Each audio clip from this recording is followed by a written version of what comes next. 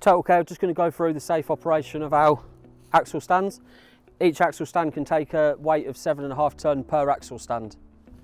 Before we use them, we want to do a pre-use check, just making sure that all the caster wheels are operating as they should, just by moving it around. They are spring loaded, so just putting pressure on each corner just to make sure that the springs are collapsing. Checking that the collar is secure. Checking the cradle for any damage or distortion.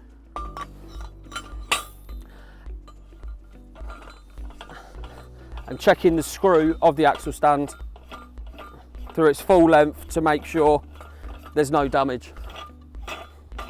Important thing to remember when using the axle stands is always take the axle stand to the vehicle and never lower the vehicle onto the axle stand. That can cause side load to be put through the axle stand, which can cause damage or cause the caster wheels springs not to collapse. So when the vehicle is in the safety locks, there's no need to put additional support stands underneath unless your company risk assessments request that you should. Again, what we want to do is make sure that where we're placing the axle stands is clear. There's no rubbish, nuts, bolts underneath that could cause it to come down unevenly. And it's important that when we do use these, we take the axle stand to the vehicle, lining it up to make sure that we're not coming into any obstructions.